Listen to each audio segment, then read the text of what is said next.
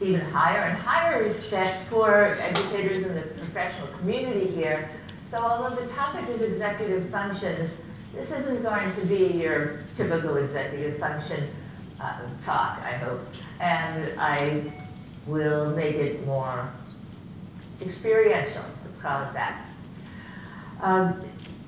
Executive functions, they're the skill sets that the brain needs more than ever, this generation needs them more than ever for the unique 20th century demands. And people say that, but there is something that's really unique about this generation hitting their school years and going into careers now, because two things have come together that's overcome the capability of the normally developing executive functions. Now there's so much information that that's a higher hurdle than before. And the compelling and ubiquitous, easily available nature of other diversions of the incredibly fascinating world on the internet is so compelling. And until executive functions wire in, the brain is wired for immediate gratification. And how gratifying is it to put on some Google glasses and watch anything but a teacher or a lecture? So they're going to need executive functions. So I hope this morning to encourage you even further by the fact that you are the caretakers of students' executive function development, because they are going through their most responsive phase of development during the school years. And the three big ideas I hope to portray this morning: students must know about their developing executive functions, especially the ones that they haven't yet developed, because they don't come fully wired until the late teens and early 20s. Number one, that was what they must know. Number two, executive functions do more than the typical list. And they're essential for understanding and concept understanding and transfer, as you'll experience. I won't even have to lecture about it. And there's kind of the least famous executive function, gets the least acknowledgement or respect. And yet it's, in my opinion, the most critical for the development of tolerance, collaboration, and creativity. So I'll be giving you an experience of that one. So the teens, adolescents, teens, kids must know about their executive functions and the ones that haven't yet developed, such as critical analysis, judgment, and risk assessment. And I believe this video may have come from Hong Kong.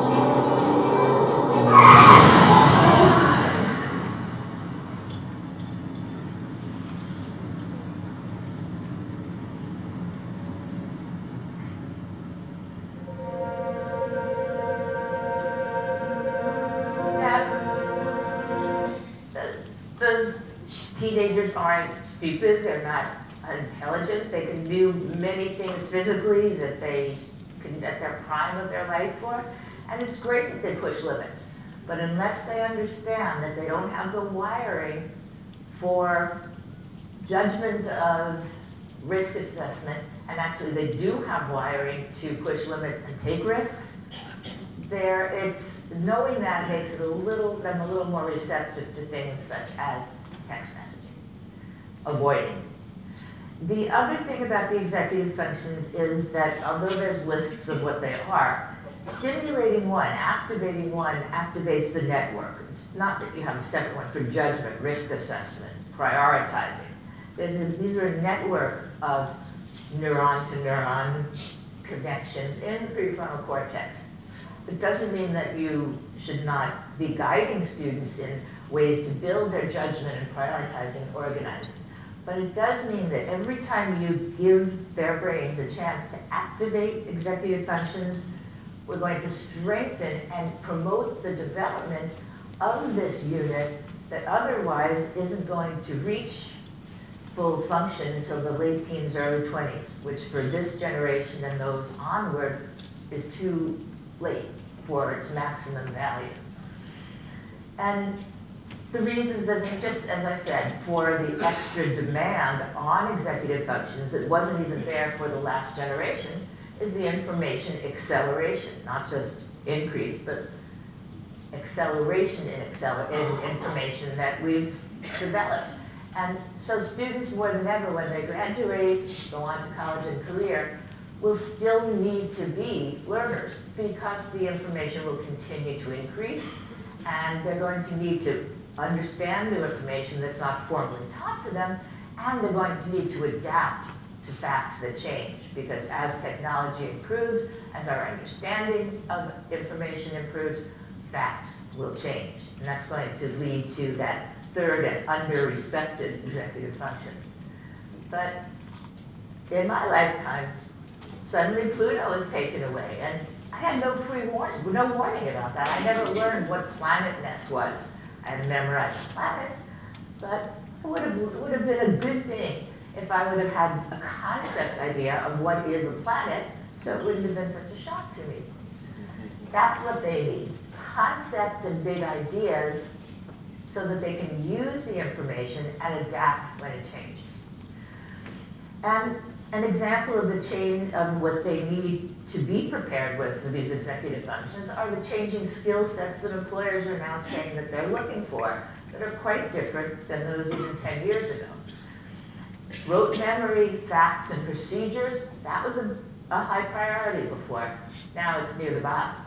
What they want are people that can have concept understanding so that they can analyze the new information that is coming available every day, know whether it's valid, and then not only apply it, but improvise beyond it.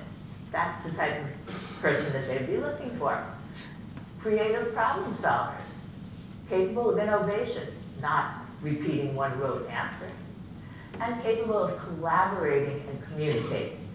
So we'll get to that.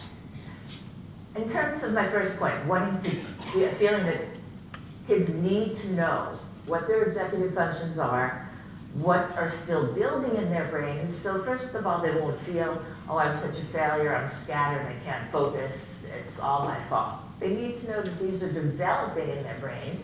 They also need to know what the limitations are so that they realize that even though they're smart and good, their brain will tell them to go ahead and catch strong and drive.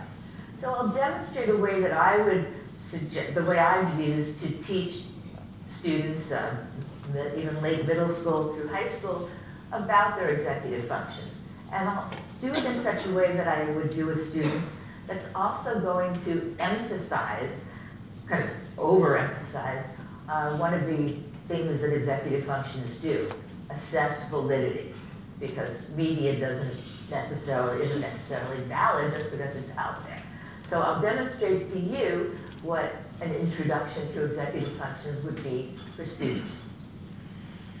Okay, I'd say let's have the cat and dog show us what the executive functions are. And I'll do that by showing you two very biased YouTube videos and ask you to accept these videos as the essence of dogness and the essence of catness. And I don't mean the Hunger Games.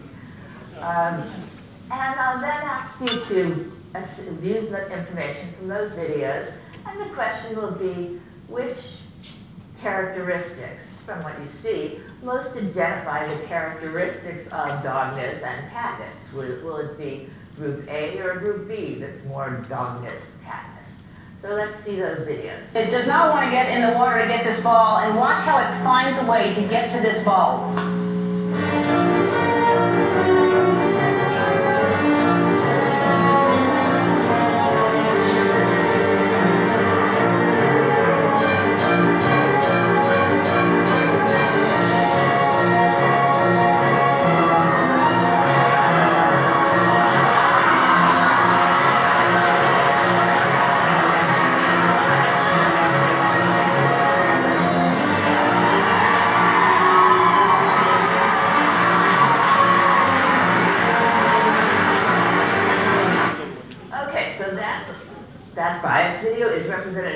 all dog nets. Now let's see the bias in all cat nets.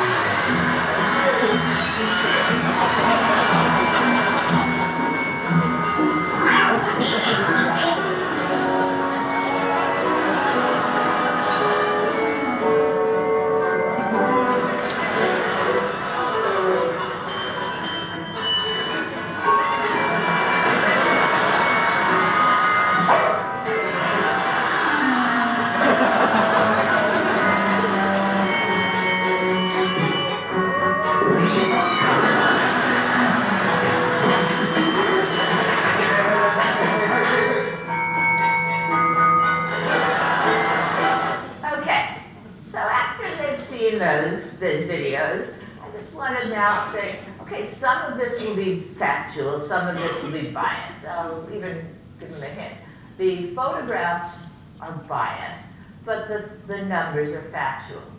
The part of the brain where the executive functions are is called the prefrontal cortex, and the amount or the potential of one's executive function power is correlated with the percent of the brain that is prefrontal cortex. Well, in the cat, that part of the brain is only 3%, whereas in the dog, it's 10%. So the potential of executive functions in the dog brain is 3 times higher than that in the cat. And in the human, where it's the highest of all animals and mammals and individuals, it's 20%. So that would be a way of it showing what bias is, but it would also be a entertaining and more memorable demonstration to give them an idea that executive function, what they are, rather than just having them memorize this list and then go through with the definition. They just have a memory to link it to. So let's take a look at the second topic, which is that executive functions are not simply a matter of being sure that we help kids be able to reason and organize and prioritize and focus attention.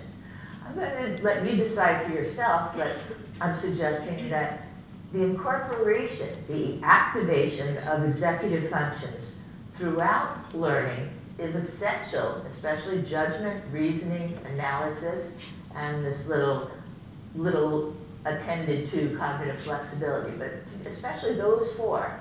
Unless they're intentionally embedded throughout learning, there's a significant failure of construction of understanding, of concept understanding. But let's see if that bears out with an experiment we'll do. That concept understanding requires incorporation of executive function being used throughout learning. And the problem is evident now. For example, in students given a test, high school students given a test with questions about Pythagorean theorem. You hear 2 sides of a triangle, find the third. This was a standardized test given in 2 different states in the US. And they pulled the test out of students who got 5 questions correct throughout the test, where they correctly identified the third side of the triangle when given the 2 sides in the typical way. Here's a triangle, or here's the 2 sides, just the numbers. So they pulled those kids out, those tests out. And of the student of those tests who got all 5 correct, when there was a slight change in the presentation of the question, only 30% could transfer this, what they knew about this theorem to a slightly altered example. It's really not very different, but only 30% were able to figure out the third side when it was in a cylinder with a straw. So that's a pretty significant failure to transfer. And even the TIMS test, the study of STEM, of science, math, engineering, students comparing 5,000 Chinese and American students at the college level, this is 3 years old. But when they evaluated the students from China versus US in terms of factual knowledge, the Chinese students was 30% higher. But when they gave both groups the same test of application, transfer of knowledge, creative use of the facts. Both countries were equal, and it was low. And I know China's undertaken efforts to make a difference and improve creative and innovation, but the point is, memorizing facts and concepts, well, I won't even say it any further. Let's let you experience it. Because during the years that you're with students, their brains are most responsive to activating using their executive functions. Because neuroplasticity, which is the more you activate, the more you fire a circuit, the more it wires. And that's what maturation is in any part of the brain.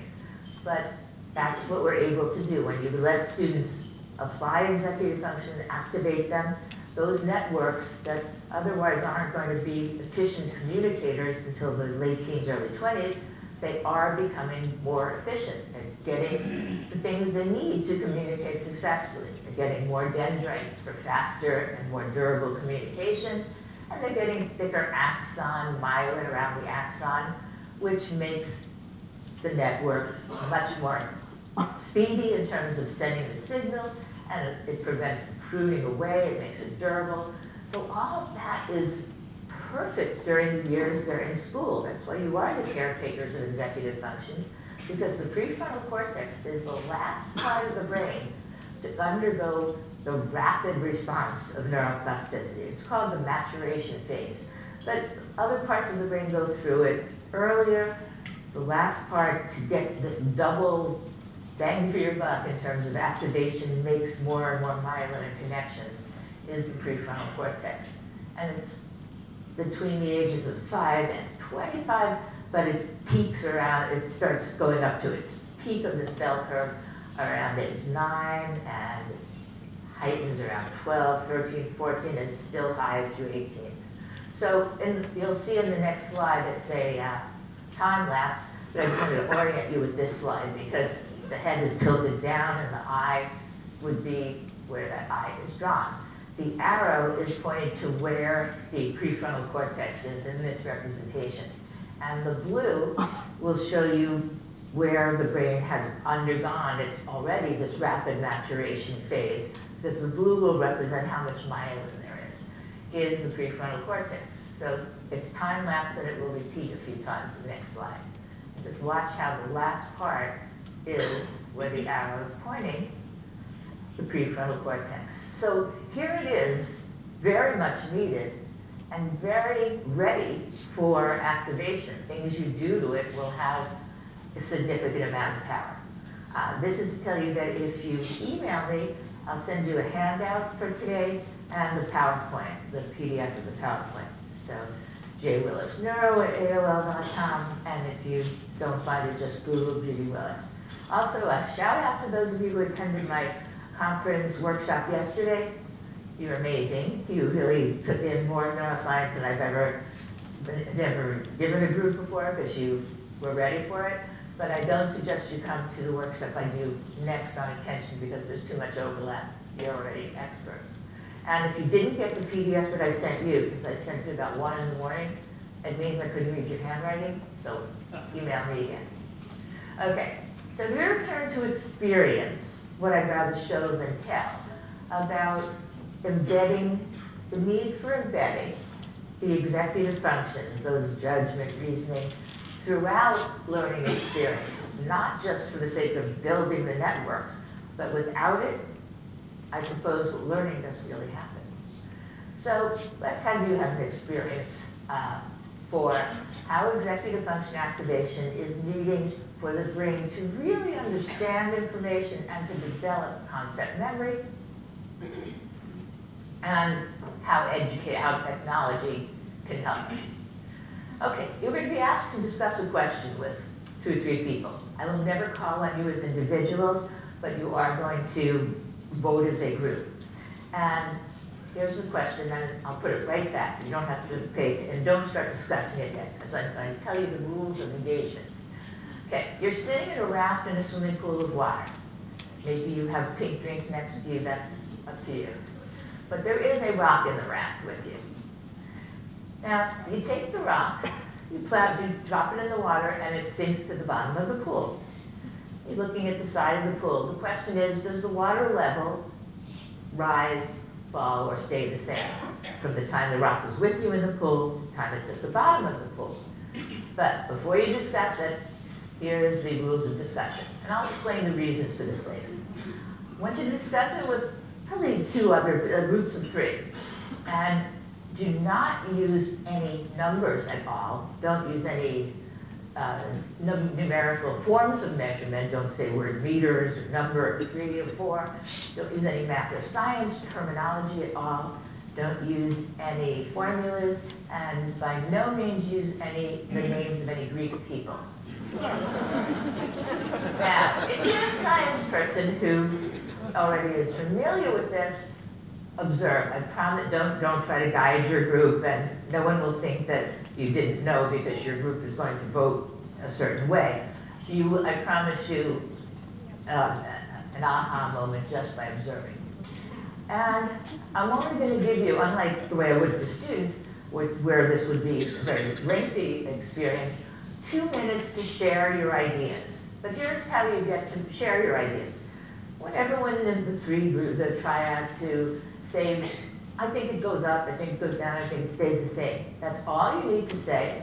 Or you have the option of saying a little bit why, not with numbers or formulas or names, but it just seems to me that it would take up more room or be the same amount of room. So something in regular words, not science or math words. So you can say that, or you can say just your opinion. Now, I'll tell you the reason for this in a few minutes, but when the vote comes, you're all going to vote as a group. So consensus is a part of executive function, and so however you decide what the group is going to vote, it may not be what you personally think is the right answer, but you're going to actually all vote as a group and have all 3 of your 4 of your hands up. And all of this is important in what you'll see in a few minutes. Okay, so I'll put up the question again, start the 2-minute timer, show you when there's 1 minute left, and by then you should have each gotten to say something about your opinion and have a consensus. Now let's see if you're in for some interesting ahas. Okay, check in. Good. I'm not going to call on you. Instead, I'm going to tell you how you feel. Is that comfortable? First of all, was it an enjoyable problem discussion, especially considering that it was math and physics? And for some of you, you wouldn't be here this morning if you knew that a discussion of math and physics were going to be essential or required, right? But I'm going to say that watching you, listening to the energy, seeing that nobody ran out of the room in a panic attack, that it was an enjoyable discussion. And part of the reason was the climate that was set by the rules. And this is important for students, although it's aside from executive function. But first of all, there's buy-in, and you'll see that in a minute, how you have buy-in. But because you did get to make a prediction, which makes the brain curious, and that affects this whole dopamine system. But prediction is, you got to make a prediction, which makes you want to know more. But even more important, there was equity. Everyone was able to participate in the discussion at their own level of achievable challenge. If you had lots of mastery in the area, except those of you who teach physics who were not invited to participate, but if you knew lots of sciencey and math terms and felt comfortable in it, because those were not invited to be used in the discussion, those people who had very little recall of those terminologies had equity with those who had more mastery. The discussion had equity, which allowed each person to participate and enjoy it without threat. It's also particularly useful when there's students who are not speakers of whatever the primary language is, when you take away the content complex words. Okay, now watch. You're going to have some experiences, and then I'll help you with the metacognition. As you vote, remember, as a group, so even if you didn't agree, you're going to vote as a group, and this time I want you to keep your hands up, and I'm going to invite everyone to look around the room and watch the votes, which is counter to what I would usually want to do with students, but I would do this with them. Okay, So the three choices are the pool's water level rises from the rock is at the bottom, the pool's water level falls on the side, or the pool's water level stays the same. So if your group's consensus was that the pool's water level rises, raise your hands, keep them up, and look around the room. So look around this. About a third of the people, groups in the room voted that way. Okay, thank you. And that was great. Appreciate the way you did that. If the group consensus was the water level falls, hands up and keep them up and look around the room. Okay, maybe we have a tenth of the group. And the pool's water level stays the same. Hands up, look around the room.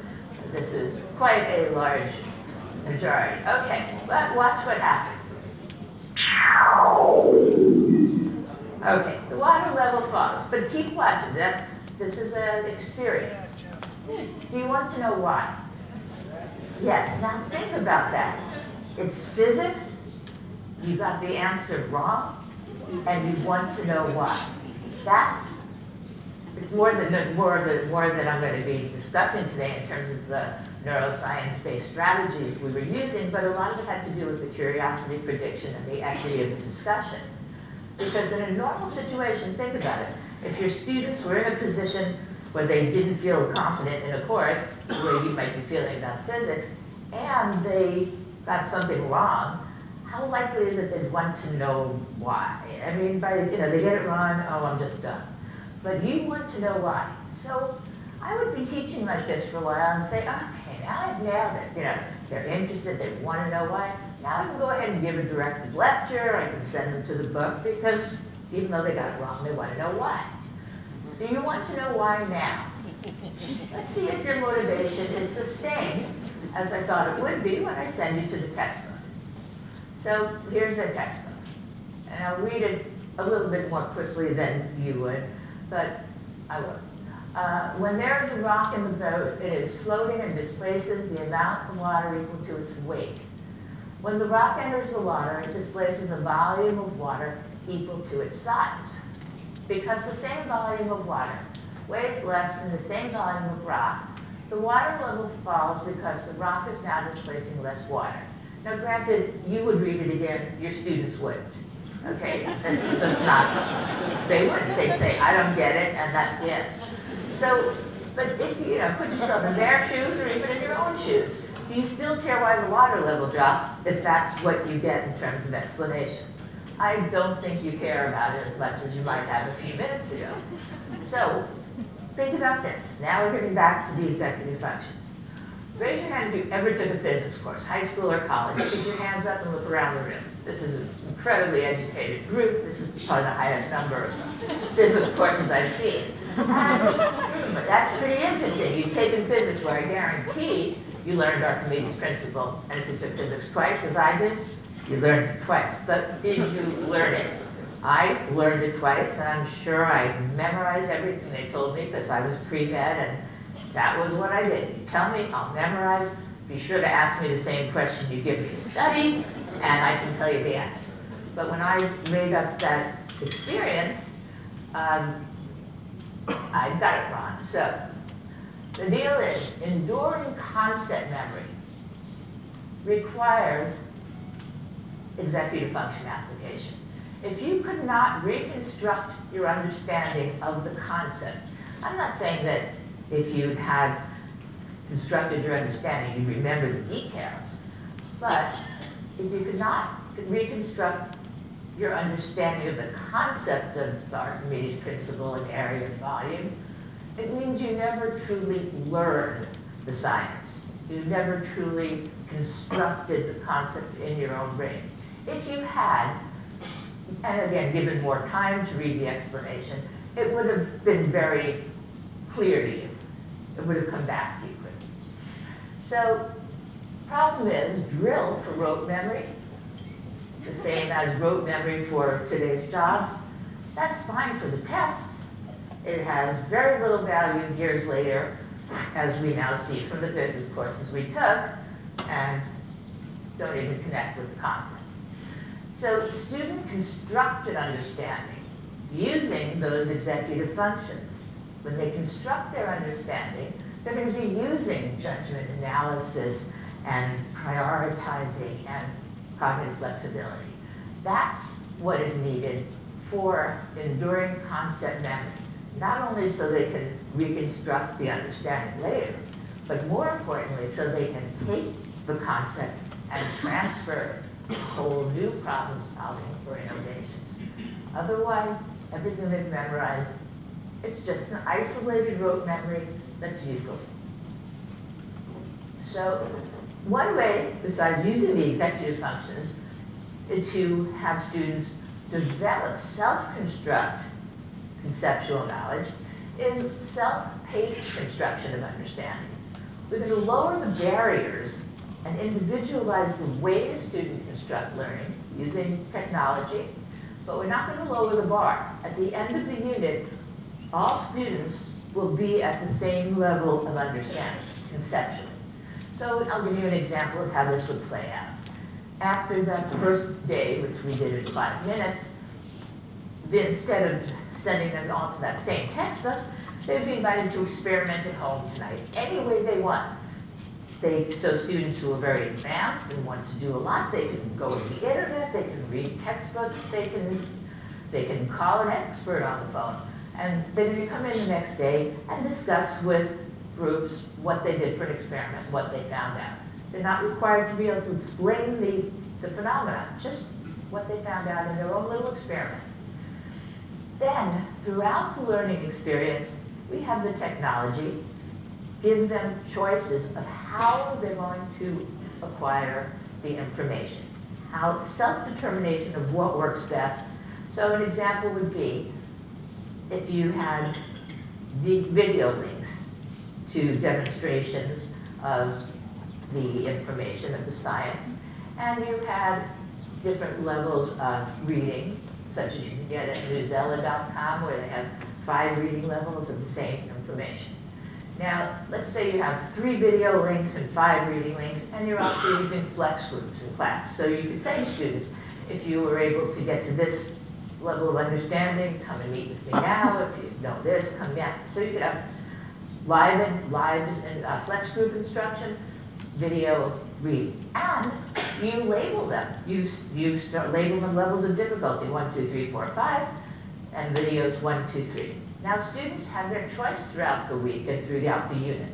They can choose to start at video level 1, the more basic, say, oh, okay, I get that, I'm going to go to reading level 2. Or they can start at reading level 3 and say, that's kind of complex, I'm going to go to video 2. But at the end of the week, they will all have gotten successfully to the highest level, and you'll be knowing this because of the meeting with them in flex groups. So I'll show you an example of video level 1 that would bring them into it without that incomprehensible input of that reading that I assigned.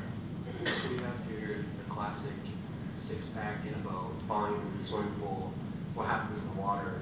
According to the side of the swimming pool example from Physics 123. This little lid is from your boat.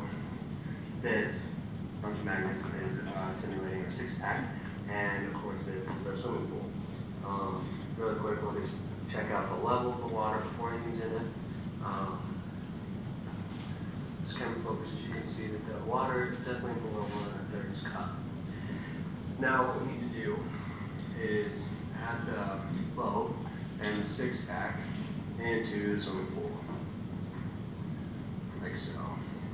Focusing on that. Now we'll check out the water level. And it is, looks like almost right at exactly 1/3 cup. Okay. Now the question is, what happens to the water level when the 6-pack is thrown overboard into the water?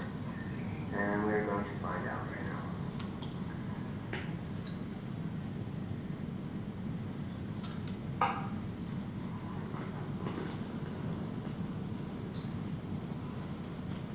Water level has clearly dropped. Now it is definitely right under the 1/3 quarter. 1/3. Okay, so that one takes it up a notch. It's showing them its numbers, and that's level 1. They can then decide, do they want to go to reading, flex group, or higher videos. So for enduring concept memory, we started off with the climate, there was increased engagement and buy-in by you because there was curiosity, prediction, and there was that participation equity we had with the rules of how you would discuss. The instruction had mastery-based options for the students to choose the type of media and the level of media as their understanding increased. And they were involved in the construction, the self-directed construction of understanding, not just memorizing. And they were doing it using the executive functions throughout. They were using reasoning, judgment, analysis, and cognitive flexibility. So let's take a look at that cognitive flexibility that doesn't get enough respect. And let's just see how we do with it. Because I feel that uncertainty, discovery, and mistakes are underused in terms of developing knowledge, wisdom, and understanding. So take a look at this slide, and I'm asking you to tell me how many red dots there are. And I want you to be sure before I go to the next slide. Take a real good look there. Okay, 5 red dots. How'd you do on it? Pretty good? Okay. Now, don't call anything out, but did you notice anything unusual? Was your brain responsive to things on that slide that you were not told to look for? You were given an instruction to look for something. It didn't mean you weren't supposed to look at anything else. But did you notice that there were 6 fingers on each hand? Now that's a problem. They were there as much as they are now. So the problem is the lack of cognitive flexibility. Is actually called inattentional blindness. But when the expectation throughout one's learning experience is that there is one right way, one right answer. And certainly with certain tests that we've been giving and instruction, that has been an emphasis. But when that becomes someone's own learning or experiencing system so that they're missing things, that's problematic. It means that their focus is, by experience, programming, limited to just the designated task, and there's failure to notice other things in plain sight, which is the beginning symptom of loss of creativity, innovation, and problem solving beyond the box. So the evidence that it's going on is what I certainly did in the classroom, that made students believe to look for the answer. Not enough wait time, asking a question, and then calling on somebody before others have a chance to develop their ideas. Excessive direct instruction, especially with so much to teach, how much time would I really have to say, well, let's discover it? It's the desirable thing, you know you want to do it, but there's time pressure. And frequently tests are limited to, or parts of tests are limited to one question, one answer. So this is reinforcing student interpretations, such as mistakes are a sign of lesser intelligence, speed represents intelligence, and there's one right way to approach problems of learning. Hence, the brain is losing cognitive flexibility at a time when it needs to be gaining cognitive flexibility for collaboration, for creativity, for innovation, and for adapting to change. So, the consequences of cognitive inflexibility, difficulty understanding new concepts as they come out, decreased ability to adapt to change when facts change, when technology changes, decreased collaboration skills, because my way is the way I learned, and don't try to tell me otherwise. And then you know what that feels like. It's when your kids come home from school, they ask you for help in math, and suddenly they say, no, that's not the way my teacher does it. That's collaboration or inability to collaborate. One way is the one way. And a huge problem is inability to transfer what they've learned to other applications, because it's a one-to-one. The Pythagorean theorem are for triangles. It's not for straws that are in cylinders. and decreased creativity and innovation. So this cognitive flexibility as an executive function needs to get a little more attention. So we can build cognitive flexibility. We can build it through opportunities for trial and error, or self-directed learning, but there are also other things to build it up, and you can see this, I'll give you some examples for different grade levels. But we want skill sets, we want to help kids build the skill sets for creative problem solving, innovation, and successful collaboration. And to do that, they need experiences that encourage them not to just look for a single answer, but to look beyond that.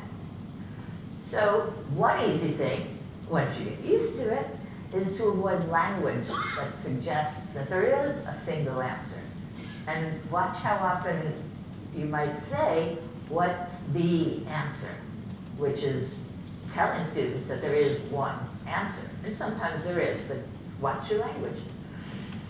Resist giving immediate answers. And not all the time, but if they ask a question, don't, in the interest of time, always give an answer. Allow them to discuss, allow others to offer opinions. Encourage estimation, inquiry, revision, so that mistakes are indeed learning opportunities.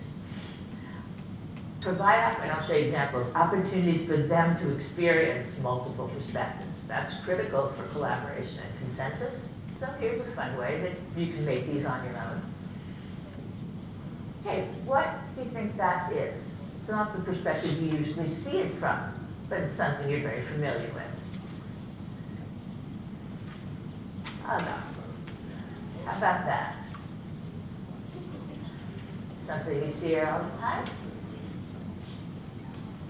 Not very. So these are fun to make. Students can make their own, but cognitive flexibility. Another way is,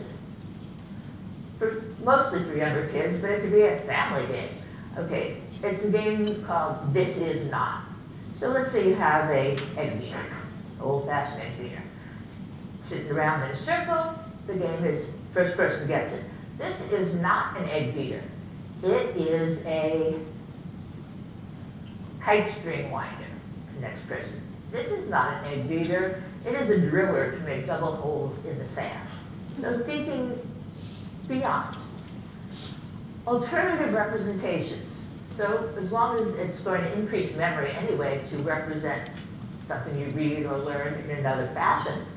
So if they read Moby Dick, have them retell the story or do their assignment from the perspective of Moby Dick the whale instead of their narrative of the theme. Or if they're studying biology, instead of describe what happens to a red blood cell, do it from the perspective of the red blood cell. Oh no, it's day 119, I'm nearing the spleen, it's the end, I have to be taken apart. Build some empathy.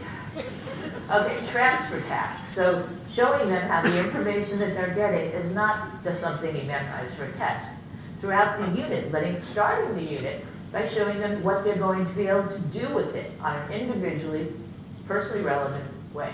So if the unit involves the food pyramid and nutrition, then throughout the unit as they gain information, they get to keep modifying, but they get to pick their favorite foods and figure out how they can include most of the things they like, or as many as possible, and still be consistent with the rules of the dietary pyramid. If they've learned statistics of epidemiologic spread or biology, then instead of the usual, say to them, okay, you get to go back to the 15th century, 1500s, and you can take with you what you know from today's biology. What would you take back with you to the 1500s to limit the devastation of the Black Death that took place? So that makes it more personalized and creative. So executive function incorporated into learning, plus the opportunities to transfer, to use cognitive flexibility, to think of alternatives, to use different perspectives, that's going to change things. That's going to result in concept memory, understanding of the concepts that are now going to be not only memorable, but transferable and applicable beyond the original way they were learned. And it's going to mean students who are prepared for future problem solving, for changing facts that are surely going to be in their lives, for collaboration, and for creative innovation. So students who have the opportunities to really learn their executive functions, build their knowledge through understanding and cognitive flexibility, they will not only have strong executive functions, they will be the ones, like this boy, who can literally think outside the box. Time, thank you. You all please put down your pens and bring your papers to the front of the room. Well done. Thank you.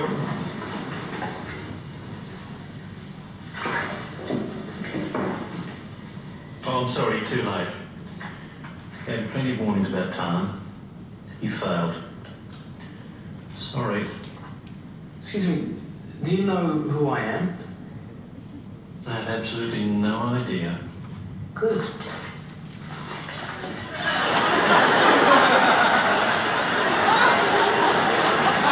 Exactly. So that's it. A brain stretched to new limits, never regains its original strength, directed with some executive functions,